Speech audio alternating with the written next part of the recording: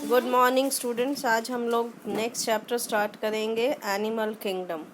Animal kingdom में mainly animals के बारे में हम लोग डील करेंगे जिनकी हेटेरोट्रॉफिक मोड ऑफ न्यूट्रिशन है, होलोजोइक मोड ऑफ न्यूट्रिशन है। अब एनिमीलिया जो किंगडम है उसकी क्लासिफिकेशन डिफरेंट लेवल्स के ऊपर की गई है। सबसे पहला कैरेक्टर है level of organisation. Level of organisation means उसमें सेल्स ही हैं या टिश्यू है, मिलके सेल्स मिलके टिश्यू बना रहे हैं, या ऑर्गन्स बना रहे हैं, या ऑर्गन सिस्टम बना रहे हैं। Second character is the symmetry. Symmetry के बेसिस पे सिमेट्री रेडियल है या बाइलेटरल है, उसके बेसिस पे डिफरेंट टाइप के हैं। उसके बाद सीलोम उसमें प्रेजेंट है या नहीं, तो इसके बेसिस पे हमारे डिफरेंट टाइप के एनिमल्स हैं।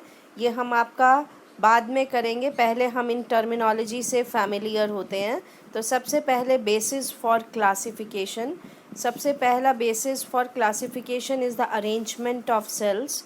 अरेंजमेंट कैसा है सेल्स का। दूसरा बॉडी की सिमेट्री कैसी है, उसके बाद नेचर कैसी है सीलोम की, उसके बाद उसमें डाइजेस्टिव सिस्टम कैसा है, सर्कुलेटरी सिस्टम और रिप्रोडक्टिव सिस्टम कैसा है, उसके बेसिस पे क्लासिफिकेशन की जाती है। सबसे पहले लेवल ऑफ ऑर्गेनाइजेशन की अगर हम बात करें तो ये जो ऑर्गेनिजम्स हैं इनमें सेलुलर लेवल ऑफ ऑर्गेनाइजेशन है या इसमें टिश्यू लेवल ऑफ ऑर्गेनाइजेशन है। मतलब सेल्स अकेले अकेले प्रेजेंट हैं या सेल मिलके टिश्यूज़ बना रहे हैं, टिश्यूज़ मिलके ऑर्गन्स बना रहे हैं, या ऑर्गन सिस्टम। तो लेवल ऑफ ऑर्गेनाइजेशन की बात करें तो सबसे सिंपल सेल्स होते हैं, सेलुलर लेवल, उसके बाद टिश्यू लेवल, उसके बाद टिश्यूज़ मिलके ऑर्गन बनाते हैं, ऑर्गन मिलके ऑर्गन सिस्टम बनाते हैं, और लास्ट में हमारे पास ऑर्गेनिज्म लेवल ऑफ ऑर्गेनाइजेशन है।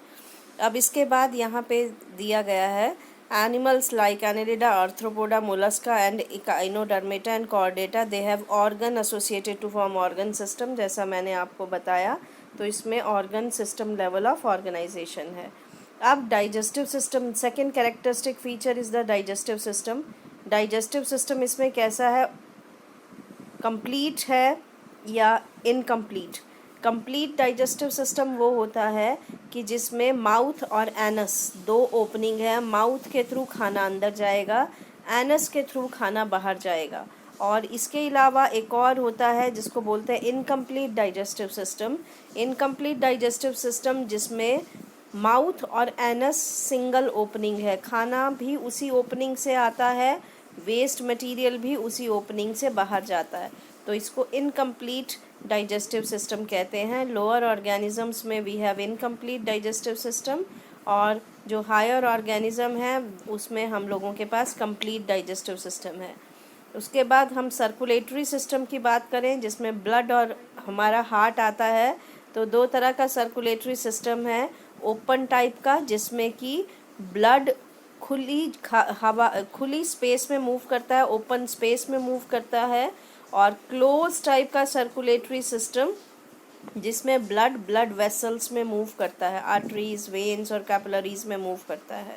इसके बाद सिमेट्री की बात करें, नेक्स्ट कैरेक्टर जिसके बेसिस पे एनिमल्स की क्लासिफिकेशन की गई है।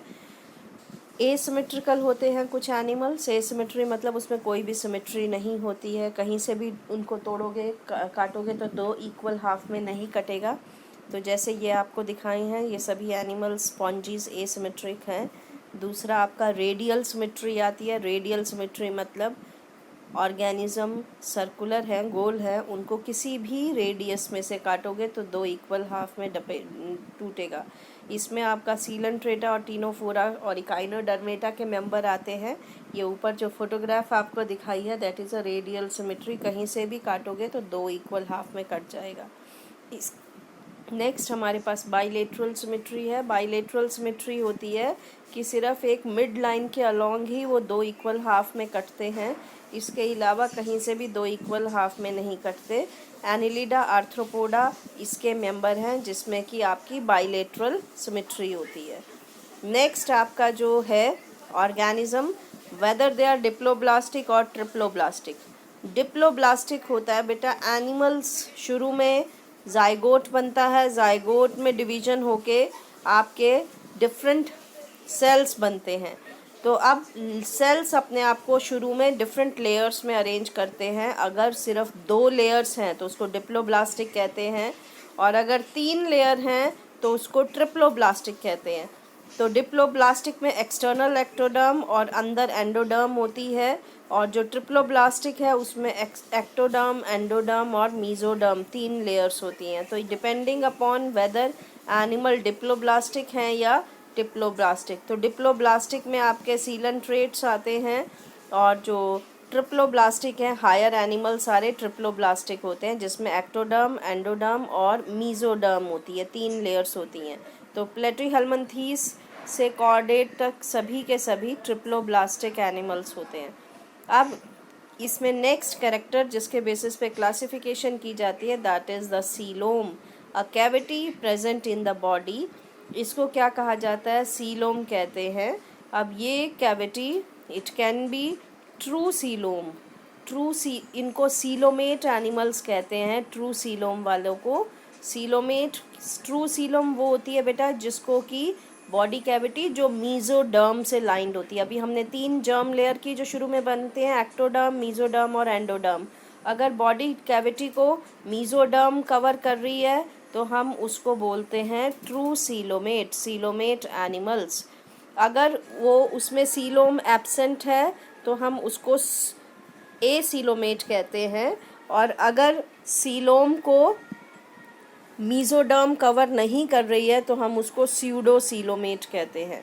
तो हमारे पास कई एनिमल हैं जो सीलोमेट हैं, Annelida, Mollusca, arthropoda, Echinodermata, Hemichordata and Chordata, ये सब सीलोमेट हैं, और जिनमें बॉडी कैविटी स्यूडोसीलोम है कईयों में, जैसे कि आपके एस्क्लीमेंथिस में स्यूडोसीलोम है, मतलब वो मीजोडर्म से कवर्ड नहीं है। और कई एनिमल एसीलोमेट हैं जैसे प्लेटीहेल्मिन्थीस जिसमें सीलोम नहीं होती है। तो ये आपके डिफरेंट आपके हो गए। अब इसके बाद सेगमेंटेशन की बात करें। सेगमेंट एनिमल्स की बॉडी एक्सटर्नली और इंटरनली भी डिवाइडेड हो सकती है।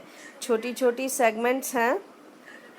अर्थवर्म में ऐसी सेगमेंट को मेटामेरिक सेगमेंट कहते हैं जिसमें body externally as well as internally divided होती है। तो ऐसी सेगमेंट को हम मेटामेरिक सेगमेंटेशन कहते हैं, and which is present in the case of earthworm. Special type की सेगमेंटेशन है। उसके बाद नोटोकॉर्ड प्रेजेंट होती है कि नहीं। नोटोकॉर्ड एक ऐसा स्ट्रक्चर है जो बाद में स्पाइनल कॉर्ड में कन्वर्ट होती है। तो अगर नोटोकॉर्ड है तो उसको कॉर्डेट कहते हैं, नोटोकॉर्ड नहीं है तो उसको नॉन कॉर्डेट कहते हैं। तो ये आपके डिफरेंट कैरेक्टर हैं जिसके बेसिस पे क्लासिफिकेशन की जाती है। सबसे पहले ये एनिमीलिया, लेवल ऑफ ऑर्गेनाइजेशन के बेसिस पे सेलुलर लेवल ऑफ ऑर्गेनाइजेशन है। तो पोरीफेरा मतलब इसमें सेल्स हैं, टिश्यूज़ नहीं बनते हैं। उसके बाद टिश्यू लेवल ऑफ ऑर्गेनाइजेशन है, तो उसमें अगर रेडियल सिमेट्री है तो सीलेंट्रेटा के मेंबर और टीनोफोरा, बाइलेटरल सिमेट्री है और एसीलोमेट है तो प्लेटीहेल्मिन्थीस, स्यूडोसीलोमेट है तो एस्क्लीमेंथिस, और आपकी अगर सीलोमेट है तो Annelida, arthropoda, Mollusca, Echinodermata, Hemichordata और कॉर्डेटा, ये सभी हो सकते हैं। तो आज हमने जस्ट बेसिक सी चीज़ की कि क्लासिफिकेशन किस बेसिस पे किया जाता है, और इसके बाद हम लोग अब फाइलम्स को स्टार्ट करेंगे एनिमल किंगडम के।